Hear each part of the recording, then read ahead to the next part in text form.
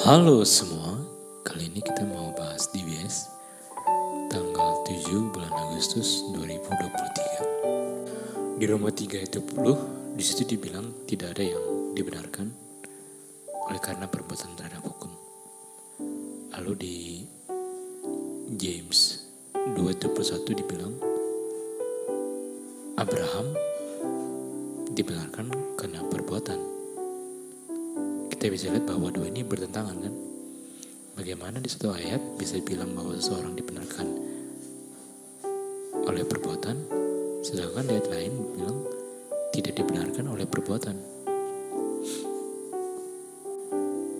Untuk solusi pertama, langkahnya, bukan solusinya, langkah pertamanya, kita bisa lihat bahwa ini harus di waktu yang berbeda. Lalu, pertanyaan selanjutnya, kenapa perlu di-justify 2 kali? Artinya paling kurang justified-nya itu harus memiliki beda arti.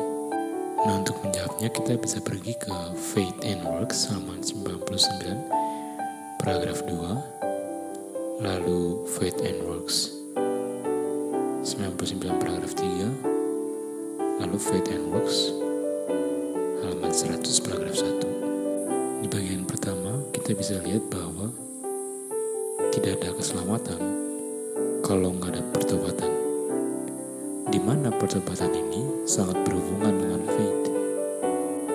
Dengan konsep bahwa faith pasti ada ketika ada repentance atau pertobatan, kita bisa lihat bahwa repentance itulah yang menunjukkan bahwa dia adalah faith itu sendiri.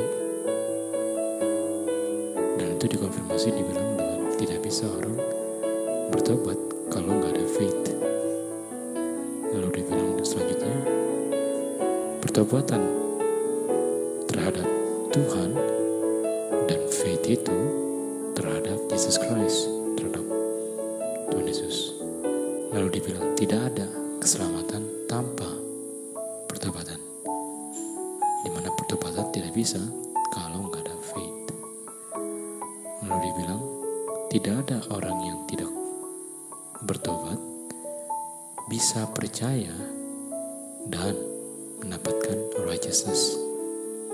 Artinya untuk seseorang memiliki iman, dia harus dalam dirinya sudah tidak menyimpan dosa yang dia cintai, sehingga dia bisa bertobat dan sekarang dia bisa menggapai righteousness Tuhan. Repentance itu nggak membuat kita layak di hadapan Tuhan, tapi repentance itulah yang membuat kita dipersiapkan untuk menerima Kristus sebagai kita punya satu-satunya juru selamat dan satu-satunya kita punya pengharapan. Ketika seorang berdosa itu melihat kepada hukum, dia diyakinkan akan dia punya dosa, dibuat jelas. Dan ketika dia melihat kayu salib, disitulah letak dia punya satu-satunya pengharapan, dan dia punya comfort. Dia punya faith bergantung kepada janjinya Tuhan. Dengan faith yang bergantung kepada Kristus, dia bilang, saya hilang Tuhan, saya tidak punya pengharapan, dan saya tidak memiliki pertolongan. Dan di saat keadaan begitu, dia dibenarkan di hadapan Tuhan. Namun di saat orang dibenarkan, dia nggak bisa ditutupi dengan tugas-tugas yang dia ketahui ataupun mengabaikan yang seharusnya dia kerjakan. Dasarnya adalah orang tidak bisa tidak melakukan yang benar. Artinya, di saat seseorang melihat hukum, lalu dia melihat dia punya keadaan, dia memiliki godly sorrow, lalu dia dibenarkan. Sekarang dia diminta untuk tidak melakukan yang salah atau melakukan semua yang benar, baik yang diketahui ataupun yang dulu sempat tidak diketahui. Artinya dia perlu cari tahu, dia perlu tanya segala hal. Tuhan meminta itu penyerahan hati seluruhnya sebelum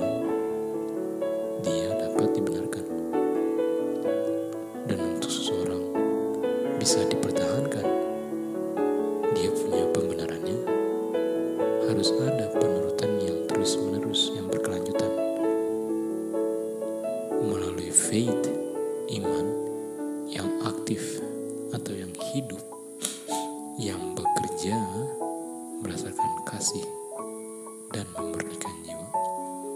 Artinya, ketika dibilang justified by works, itu bukan artinya dia dibenarkan kembali, tapi itu bilang bahwa pembenaran yang dia sudah terima di tahap pertama itu terus dilanjutkan, terus dipertahankan, terus di-retain dengan penurutan yang sekarang di tahap 2. Dan itulah faith yang bekerja, itulah faith yang hidup, itulah faith yang aktif, yang mana itulah yang memberikan jiwa.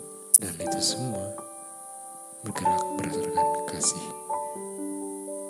Oke, sampai sekian kita punya review. Sampai jumpa.